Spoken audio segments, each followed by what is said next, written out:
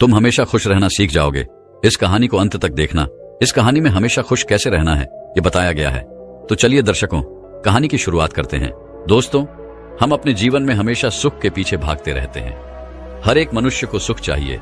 हर एक मनुष्य को अपना जीवन सुख में बिताना है। आपने अपने जीवन में क्या कुछ नहीं किया होगा, लेकिन क्या आपके जीवन में सुख आता है? आखिर यह सुख कहां रहता है? यह सुख हमें कैसे मिलेगा? क्या इसका कोई पता बता सकता है? यह पूरी दुनिया केवल सुख के पीछे भाग रही है, पर सुख कोई वस्तु तो नहीं जिसे आपने जब चाहा उसे हासिल कर लिया। और जो सुख हमारे जीवन में कभी कभी आते हैं वह भी वास्तविक नहीं है, क्योंकि वे सुख हमें केवल इसीलिए महसूस हो पाता है क्योंकि उसके पहले हम अपने जीवन में दुख महसूस कर रहे थे। और जैसे ही वो दुख थोड़ा सा दूर होता है कि हमें सुख की अनुभूति होने लगती है। जैसे कि एक पति पत्नी शादी के कई वर्षों के बाद भी अपने पहले बच्चे का इंतजार कर रहे हैं। उनके पास सब कुछ है, लेकिन उनके पास कोई बच्चा नहीं है। इसलिए उनके पास सब कुछ होते हुए भी, उनके पास वो सारी सुख सुविधाएं होते हुए भी, उनके सारे सुख दुख में बदल जाते हैं। पर एक दिन उन्हें एक बच्चा प्राप्त हो ही जाता है। तब वह बहुत खुश हो जाते हैं, वह बहुत सुखी हो जाते हैं, वे सुख का अनुभव करते हैं। लेकिन जैसे जैसे समय बीतता जाता है, कुछ ही समय के बाद वे फिर से दुखी हो जाते हैं। उस बच्चे की खर्च को लेकर, उस बच्चे की पढ़ाई पालन पोषण को लेकर, आपस में होने वाले तनाव को लेकर, तब उन्हें अपने बच्चे से मिलने वाले उस सुख का कोई ख्याल नहीं रहता। वह उसे भूल जाते हैं और फिर से एक बार वह दुख में जीने लगते हैं। इसी तरह यह पूरी दुनिया सुख के पीछे भागती ही रहती है। पर जब उन्हें सुख मिलता है तो उसे छोड़कर वह दुख को पकड़ लेते हैं। इस पूरे संसार में यदि किसी के पास सबसे कीमती शरीर है तो वह मनुष्य ही है। इस प्रकार से आपको सबसे ज्यादा सुखी होना चाहिए, लेकिन उसके बावजूद भी हम दुखी रहते हैं। यदि आप किसी से यह पूछेंगे कि आप दुखी क्यों हैं, तो अधिकांश लोग यही कहेंगे कि मेरी तो किस्मत खराब है, मेरा तो होना ही दुख है। इस प्रकार उसे अपने होने से जो खुशी मिलनी चाहिए वह नहीं है, बल्कि उसने अपने होने को ही अपना दुख बना लिया है। वह जिंदा है, वह जो चाहे वह कर सकता है। इस बात की उसे खुशी नहीं है, बल्कि उसे इस बात का दुख है कि उसके साथ कुछ गलत हो रहा है। लेकिन क्या आपने कभी इसके बारे में सोचा है कि हम ऐसा क्यों सोचते हैं? इसका बड़ा ही सीधा और सरल कारण है, और वह यह है कि हम मनुष्य कभी भी बाहर की ओर खुशियां ढूंढते हैं। हम खुशियां दूसरों में ढूंढने में लगे रहते हैं। क्या दूसरे लोग, बाहर के लोग आपको सुख दे सकते हैं? क्या उन्होंने कभी आपको कोई सुख दिया है? तो यहां पर एक प्रश्न और उठता है कि क्या आप अपने आसपास के लोगों से खुश हैं? यह सवाल अपने आप से पूछकर देखिए। आपको इसका जवाब हमेशा कुछ इसी प्रकार मिलेगा कि इसने तो मेरे साथ ऐसा किया है, ये मेरे साथ धोखा करता है, इसने मेरे साथ अच्छा नहीं किया, मैं तो इसे पसंद तक नहीं करता, मैं तो इसकी शक्ल तक नहीं देखना चाहता। वो सब आपके पास हो या ना हो, आप कभी भी उनके पास रहकर अपने आप को खुश नहीं महसूस करते, बल्कि उनके द्वारा दिए गए दुखों को ही याद करते हो। बहुत से ऐसे लोग भी आपको मिले होंगे जो ये कहते हैं कि ये जीवन व्यर्थ है, मैंने अपने इस जीवन में कुछ नहीं किया और ना कुछ कर सकूंगा, मेरा जीना व्यर्थ है, मैं इस जीवन से हार चुका हूं और अब मुझे कोई रास्ता नजर नहीं आता, सब बेकार है। तो ऐसा क्यों होता है? वास्तविकता तो यह है कि इन्होंने अपने जीवन में कुछ ना कुछ ऐसा हारा है जो इन्हें अपने जीवन से भी बड़ा लगता है। और वह क्या था? वह था इनका सुख। और सुख इनके भीतर नहीं था, बल्कि बाहर की दुनिया में था, जिसे इन्होंने खो दिया, क्योंकि यह बाहर की दुनिया में ही मिले हुए सुख को अपना सुख समझते हैं। ये बाहर की चीजों पर ही अटके रहते हैं, लेकिन ये कभी अपने भीतर की ओर नहीं जागते कि जिस सुख के पीछे ये भाग रहे हैं वे सुख तो इनके भीतर ही है। इसे और अच्छे से समझाने के लिए आज जो कहानी मैं आपको सुनाने वाला हूं, इसे बहुत ही ध्यानपूर्वक सुनिएगा, तभी आप यह समझ पाएंगे कि जिस सुख के पीछे आप भाग रहे हैं वह असल में सुख नहीं बल्कि दुख है। और जिस सुख को आप देख नहीं पा रहे, वास्तविकता में वही आपका सही सुख है। एक नगरी में एक व्यक्ति रहा करता था। वह व्यक्ति अपने दुखों से बहुत परेशान था। वह हमेशा इन्हें लेकर चिंतित रहता, मन ही मन चिंतित रहता। वह अपने दुखों से छुटकारा चाहता था, लेकिन वह क्या करे, उसे कुछ समझ नहीं आ रहा था। जिस प्रकार यदि हम किसी समस्या में फंस जाते हैं तो हमें भी यह समझ नहीं आता कि हम क्या करें, कैसे करें, जिससे हम इस समस्या से छुटकारा पा सके। जिस कारण हम भी सुख ढूंढने के लिए निकल पड़ते हैं, प्रार्थनाएं करते हैं, ईश्वर के सामने हाथ जोड़ते हैं, जादू टोना, चमत्कार और ना जाने क्या क्या हम उपाय भी कर लेते हैं। लेकिन जो सुख हम चाहते हैं वह हमें तब भी प्राप्त नहीं होता। उसी प्रकार वह व्यक्ति भी अपने दुखों से बहुत परेशान था और वह अपने दुखों से छुटकारा चाहता था। वह इनसे मुक्त होना चाहता था। एक दिन वो यूं ही परेशान बैठा हुआ था, तभी उसके पास उसका एक मित्र आया। उस व्यक्ति के मित्र ने उससे कहा, मित्र क्या बात है, तुम इतने परेशान क्यों लग रहे हो? इस पर वह व्यक्ति कहता है, मित्र मेरे जीवन में अनेकों दुख हैं और मैं इनसे बहुत परेशान हो चुका हूं। मैं एक दुख से निकलता हूं तो मुझे और भी दुख घेर लेते हैं। मैं इनसे बहुत परेशान हो चुका हूं और मैं इनसे छुटकारा चाहता हूं। तभी उस व्यक्ति के मित्र ने उससे कहा कि पास ही के जंगल में एक बौद्ध भिक्षु रहते हैं, तुम उनके पास जाओ। वह सभी की समस्याओं का निवारण करते हैं। तुम्हारी भी समस्या का निवारण अवश्य करेंगे। तुम एक बार जाके उनसे मिल लो। वह व्यक्ति अपने मित्र की बात मान अपने मित्र की जाता है और अगले ही दिन वह उन बौद्ध भिक्षु के पास पहुंच जाता है और उनसे कहता है महाराज, मैं बहुत दुखी हूं। मेरे जीवन में इतने दुख है कि मैं इनसे बहुत परेशान हो चुका हूं। मैं अपने इन दुखों से छुटकारा चाहता हूं। कभी कभी तो ऐसा लगता है कि मुझे इस जीवन को त्याग देना चाहिए। अब मेरे लिए इस जीवन में कुछ नहीं बचा, केवल दुख ही दुख है और मैं चाह कर भी इनसे निकल नहीं पा रहा। क्या आप मेरी समस्या का निवारण कर सकते हैं? क्या आपके पास कोई ऐसा उपाय है जिससे मैं अपने इन दुखों से मुक्त हो जाऊं? इस पर वो बौद्ध भिक्षु मुस्कुराने लगे और उस व्यक्ति से कहते हैं, बेटा, मैं तुम्हारे दुखों का निवारण तो नहीं कर सकता, क्योंकि मैं तुम्हारे दुखों को देख नहीं सकता। जिसकी समस्या है उसे वही खत्म कर सकता है।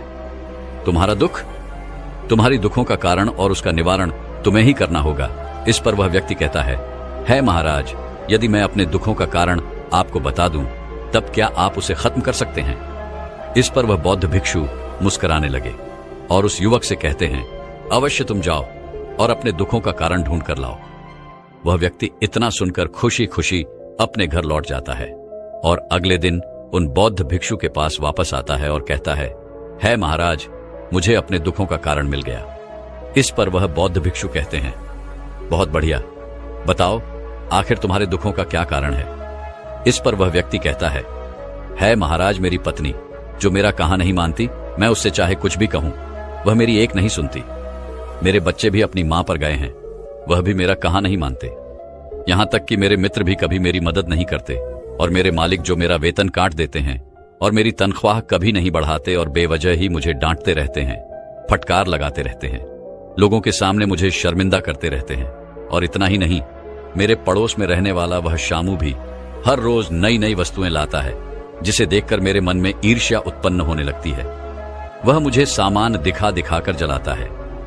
यह बात बौद्ध भिक्षु ने बड़ी ध्यानपूर्वक सुनी और उसके बाद उस युवक से कहते हैं, चलो तुम्हें तुम्हारे दुखों का कारण तो पता चल गया, अब अपने दुखों का निवारण भी तुम ढूंढ सकते हो। जब तुम्हें तुम्हारे दुखों का निवारण मिल जाए तब तुम मुझे आकर बता देना। वह व्यक्ति उन बौद्ध भिक्षु की यह बात सुनकर खुशी खुशी वहां से चला जाता है और अगले दिन से वह अपने दुखों का निवारण ढूंढने लगता है। वह हर एक समस्या को बड़ी बारीकी से देखता और समझता है और फिर अगले दिन वो उन बौद्ध भिक्षु के पास वापस पहुंचता है। तभी वो बौद्ध भिक्षु उस व्यक्ति से कहते हैं, क्या तुम्हें तुम्हारे दुखों का निवारण मिल गया? इस पर वह व्यक्ति जोर से हंसते हुए कहता है, हाँ महाराज, मैंने अपने दुखों का निवारण ढूंढ लिया है। इस पर वह बौद्ध भिक्षु उस युवक से कहते हैं, बहुत अच्छे, तो अब बताओ कि तुम्हारे दुखों का निवारण क्या है? तभी वह व्यक्ति उन बौद्ध भिक्षु से कहता है महाराज, यदि मेरी पत्नी मेरी बात मानी शुरू कर दे तो मुझे बुरा नहीं लगेगा और उसे देख देख कर मेरे बच्चे भी मेरी बातों का पालन करना शुरू कर देंगे, मेरा सम्मान करेंगे, मेरी बातों को अहमियत देंगे। और रही बात मेरे मित्रों की, तो जब मैं उनसे मदद मांगूं तो वह मेरी मदद अवश्य करे। और मेरा मालिक जो मुझे बात बात पर डांटता रहता है, वो मेरे कामों की प्रशंसा करने लगे, मेरा वेतन बढ़ा दे। और रही बात मेरे पड़ोसी की, तो मेरे पास उससे अधिक धन हो, ताकि जो कोई भी वस्तुएं मैं खरीदूं तो मैं उसे दिखा सकूं, लेकिन वह खरीद ना पाए। इस पर वह बौद्ध भिक्षु मुस्कुराते हुए उस व्यक्ति से कहते हैं, बेटा, जब तुमने अपने दुखों का कारण भी ढूंढ लिया है और निवारण भी ढूंढ लिया है, तो जाओ अपने दुखों को सुखों में बदल दो। इस पर वह व्यक्ति उन बौद्ध भिक्षु से कहता है महाराज, पर यह कैसे संभव होगा? आपने तो मुझे कुछ बताया ही नहीं। जब तक यह संभव नहीं होगा तब तक तो मैं हमेशा दुख में ही रहूंगा। आप मुझे कोई ऐसी विधि बता दीजिए, ऐसा कोई मंत्र दे दीजिए जिससे मेरे दुखों का निवारण हो जाए। मैं जो चाहता हूं बिल्कुल वैसा ही हो। तभी वह बौद्ध भिक्षु उस युवक से कहते हैं, बेटा, जिस प्रकार का निवारण, जिस प्रकार का समाधान तुम चाहते हो, मैं वैसा कुछ नहीं करता, मैं वैसा कुछ कर भी नहीं सकता। तभी वह व्यक्ति उन बौद्ध भिक्षु से कहता है महाराज, मैंने सुना है कि एक तांत्रिक है, उसके पास ऐसी अलौकिक शक्तियां हैं जिसे वह सभी की समस्याओं का समाधान कर सकता है। मेरे मालिक का मन अच्छा कर सकता है, मेरी पत्नी की जबान बंद कर सकता है, मेरे बच्चे मेरी बात मानने लगे ऐसी व्यवस्था कर सकता है, और मेरे पास मेरे पड़ोसी से अधिक धन आ जाए, इसकी भी व्यवस्था वह अवश्य कर देगा। और रही बात मित्रों की, तो वह मेरे मित्रों में मेरा सम्मान बढ़ा देगा, जिससे मेरे मित्र मेरी हर बात मानेंगे और मेरी मदद भी करेंगे। और इसके लिए मुझे कुछ खास करने की आवश्यकता भी नहीं पड़ती। बस उस तांत्रिक को मुझे कुछ सामान देना होता है, कुछ खाने पीने की चीजें, और सब हो जाता है। इस पर वह बौद्ध भिक्षु उस युवक से कहते हैं, पर बेटा, तुमने तो यह सब करके देख लिया है, इससे तुम्हारा कोई लाभ नहीं हुआ। तभी वह व्यक्ति इसके जवाब में कहता है महाराज, मैंने ऐसा कुछ नहीं किया है, वो तो मेरा पड़ोसी है जो उनके पास जाता है।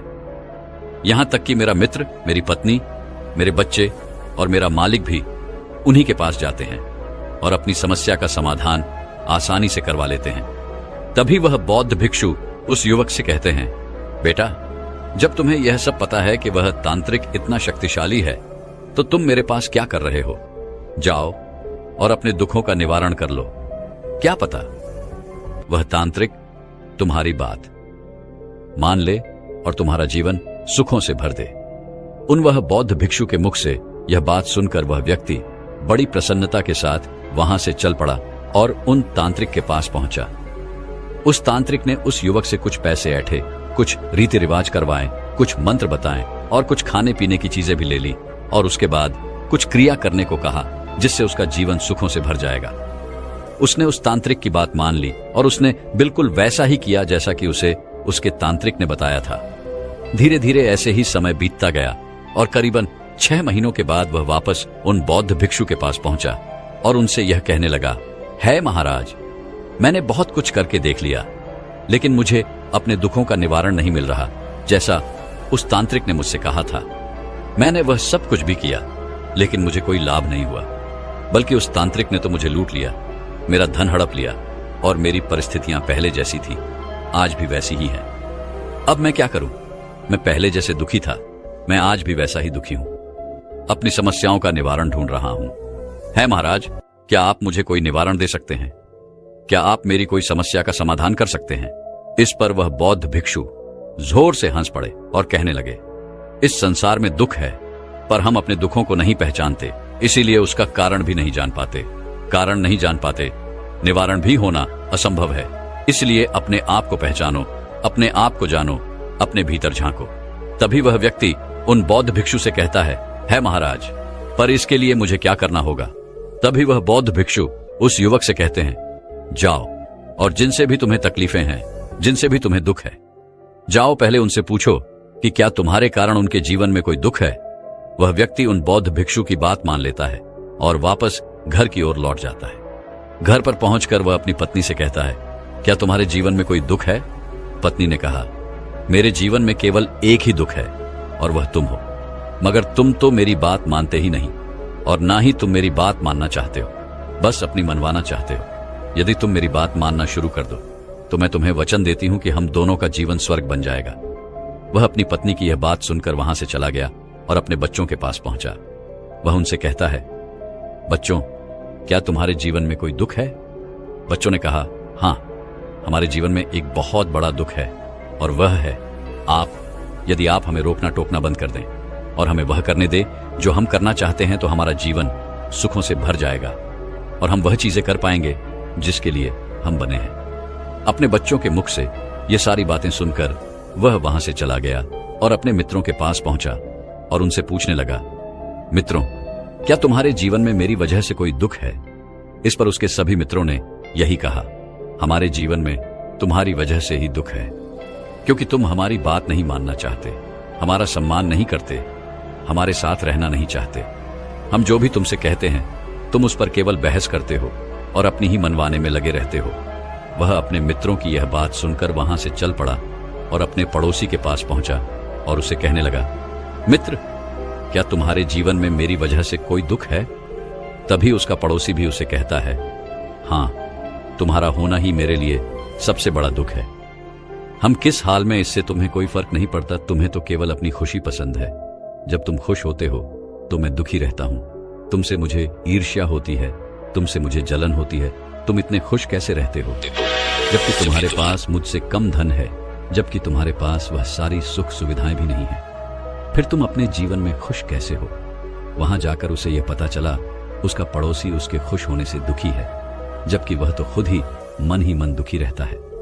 सभी लोगों की बात सुनने के बाद वह अपने मालिक के पास पहुंचा और उनसे भी उसने यही सवाल किया। इस पर उसका मालिक चिल्लाते हुए उसे कहता है, तुम बिल्कुल मूर्ख हो, तुम्हें कोई काम ढंग से नहीं आता। एक तो तुम समय पर नहीं आते हो और दूसरा तुम कोई काम भी ढंग से नहीं करते।